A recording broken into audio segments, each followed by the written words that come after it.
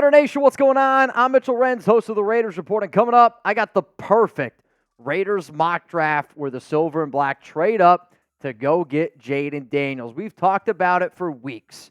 We've talked about it for months around Antonio Pearson, Tom Telesco, figuring out a way to reunite Heisman Trophy winner Jayden Daniels, not only with AP, but also with a guy like Marvin Lewis. And you know what? Today, I cooked it up, and I made it happen. If you don't know what the Raiders' 2024 draft picks are, it is as follows. 8 picks in total, 1 pick in every single round, 2 picks in round 7. Here's the thing, though. I have trades in this mock draft, and I had to get a little bit creative. The reason why that I'm calling it perfect is because when this mock started to unwind, I was like, Caleb Williams off the board at 1. Cool. J.J. McCarthy goes off the board here at number 2. And I'll be real with you. I panicked a little bit because I don't know if Jayden's going to fall to me at number 4. So I went ahead, I picked up the phone, I gave the New England Patriots a call because they are fielding calls. It was a report that came out on Monday. Ring, ring, ring, ring. And this was the trade that they accepted. I was willing to give up 3 first-round picks. So pick 13, my first-round pick in 2025, my first-round pick in 2026.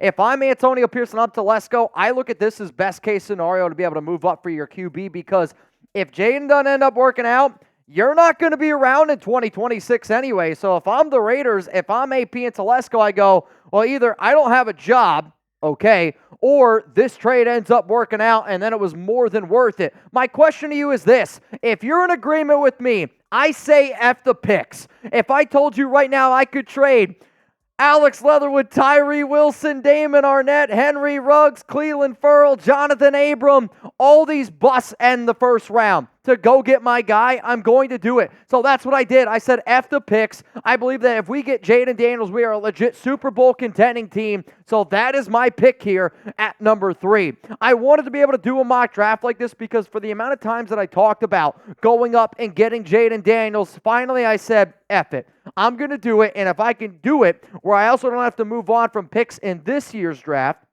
or in next year's draft outside of the first round, then I am all on board for it. The way that this mock ended up falling, though, I still wanted to be able to show it to you because I thought it was kind of interesting. Off the board at number 4 was Drake May. The Minnesota Vikings ended up trading up for him, and then Marvin Harrison Jr. went off the board here at number 5. So the way that this mock's going to go, I am going to now take you through all the remainder picks here, all 7 picks for the silver and black. But here's the thing. We landed Jayden Daniels, and that to me is a big, big time win. So let's now go to round 2, pick 44, since I didn't have to give up any of my picks for this year to go up and get my quarterback. And before I tell you who the Raiders ended up taking in round 2, pick 44, if the Raiders draft a quarterback in round 1, so this doesn't even have to just be the Jayden Daniels question, if they draft a quarterback in round 1, which position should they target in round 2? Should they go offensive tackle? Should they go cornerback? Should they go a totally different position? This is going to be the pinned comment on today's show. You're about to get hit with the YouTube bad break. I want you to scroll on down and give me your answer. To me, I am still going to go with best player available, though I will admit I will probably go best player available at offensive tackle or at the cornerback position, which is exactly what I did here. There was a few corners that went off the board that I was really upset about. So because of that, I am going to go with Kingsley Suamataia, the offensive tackle from BYU. He's played left tackle last season. But to me, when you watch his tape, he was better at right tackle in 2022. This also gives you the flexibility where if you want to kick Thayer Munford over to left guard, or if you want to kick Thayer Munford into right guard and keep Dylan Parham over at left guard, you now have a very stout offensive line, which I love me some Jayden Daniels, but you also have to be able to take into consideration the guy is thin. You need to be able to keep him upright.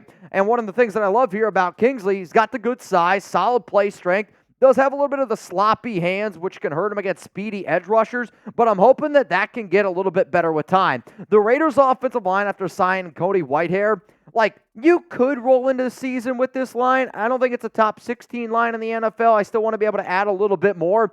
But to me, I have said multiple times that I view Thayer Munford as being a reliable starting offensive guard in this league, and I think that his footwork is better on the left side. So if you told me I can go Colton Miller, Thayer Munford, Andre James, a Dylan Parham, and then you throw in a Kingsley Suamataia, like to me, that is a pretty good recipe for success if you're the silver and black. Yes, I get it. He played left tackle last season. The only way that you're doing this is if you've had a conversation with this young man that says, are you open to the idea of playing right tackle for the Las Vegas Raiders? And I think he's going to say yes. Let's go to round 3 now, pick 77. I got Jayden in round 1. I got Maitai in round 2. So now I'm going to go back to the defensive side of the football, and I'm going to go with somebody that I know for a fact that the Raiders are very high on. I'm going to go with linebacker from Michigan, Junior Colson. To me, is a modern-day blend of speed and explosiveness at the linebacker position. He does lack a little bit of that recognition in some blocking schemes, especially against the run. But to me, I'm looking for upside here with Colson, and he has that legit 3-down linebacker upside, and he's got a very, very wide range of his ability to go sideline to sideline. I'm betting on Colson also because I like the Raiders' defensive coaching staff. I believe in Antonio Pierce. I believe in Patrick Graham. I believe in Rob Leonard, the entire staff. Hell, Caldwell, the Raiders linebacker coach. I gave it an A+ grade. Like, yeah, Colson might not be polished right now, and if he were to go to certain NFL teams, he might get lost.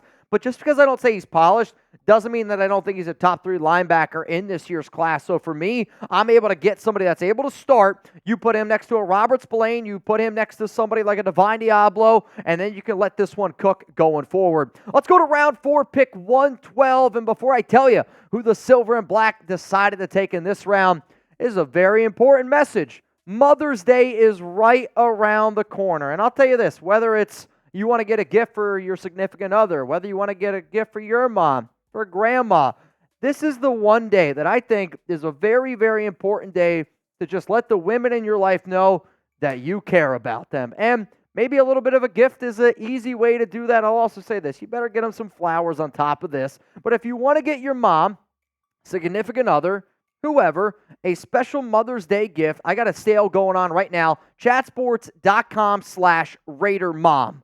I'm going to say it again, chatsports.com/RaiderMom. I got Raiders jerseys. I got Raiders t-shirts. I also have a Raiders mom tumbler.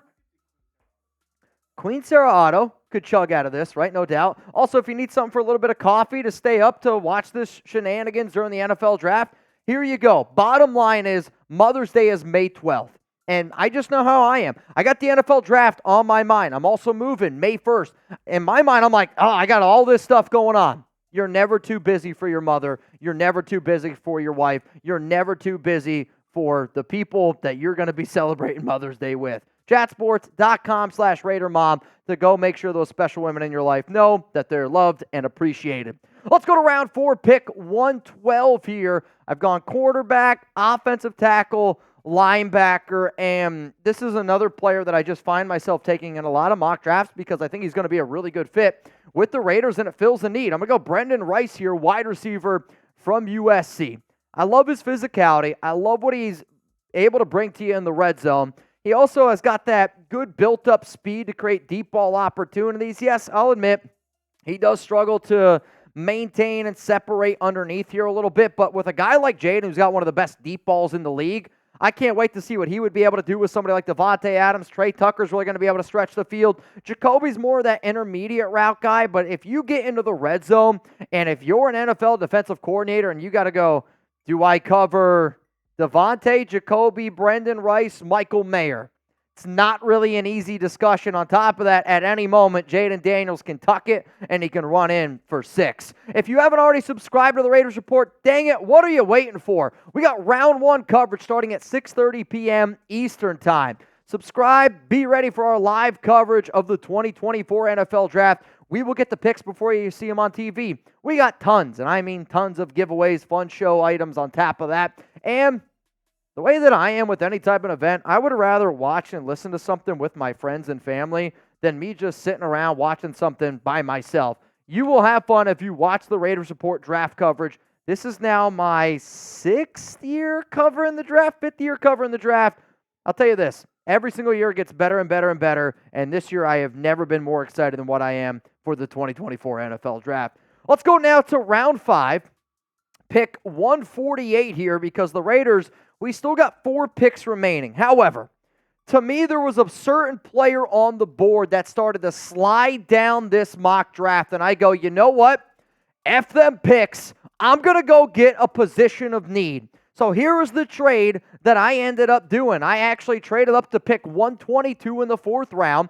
The Chicago Bears, who, for those that don't know, the Bears' final pick would have been pick 122. They would have been done. So I gave them 3 additional picks. I gave them pick 148, a 6th-round pick in 208, and a 7th-round pick in 223. I know, it's a lot of picks to move up, but there was a certain guy that I felt like, man, if I can get this position, this draft to me is a home run. So I picked 122. The Las Vegas Raiders, they traded up for cornerback Khyree Jackson out of Oregon. He is extremely physically gifted. I mean, when you're 6'4" and you're playing outside corner, he's got that rare size and strength that you're looking for.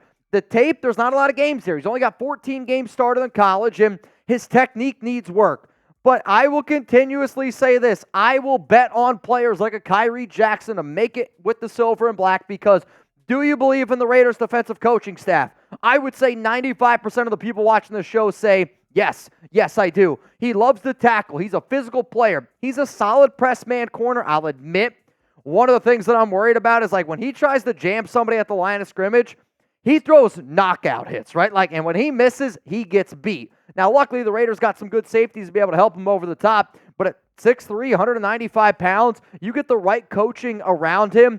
He has the physical gifts that not a lot of people have. And if you're able to say, I trust my coaching staff, and if you hit the upside in Khyree Jackson, there's your outside corner. And if you don't love him and you just say, you know what, we want to have him as depth in year 1, you still have the opportunity to go sign a guy like Xavier Howard in the offseason. So here we go. I traded a lot. Round 4, I took Khyree Jackson at 122, which means now the only pick left in my Raiders mock draft is round 7, pick 229, because I traded that 2025 and 2026 first. Also, the picks down below, I traded them as well to go get my guy.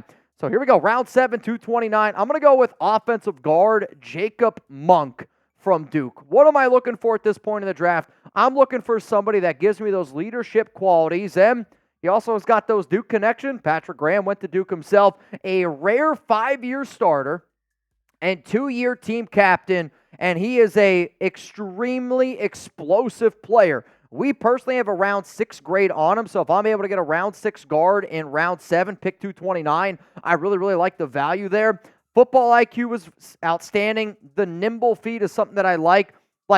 I will admit, my biggest concern is because he wins with power at the college level, what if he can't win with power anymore at the NFL level? It's where he could struggle.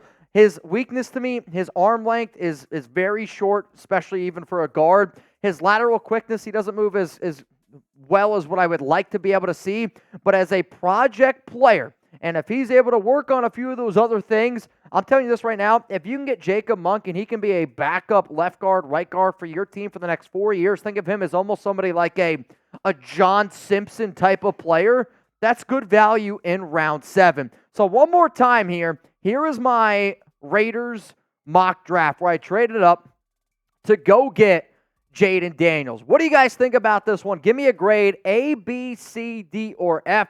If you're wondering what picks I traded for Jayden, they're down there on the bottom right-hand side of the screen. If you're wondering what picks I traded for Khyree Jackson, they are also at the bottom right-hand side of your screen. A, you absolutely love it. B, it's good. C, it's average. D, it's bad. F, it's a big old fat fail. I've done a lot of mock drafts in my time, and I'm telling you this right now, this might be one of my favorite mock drafts I have ever done. I'm going to give myself an A+.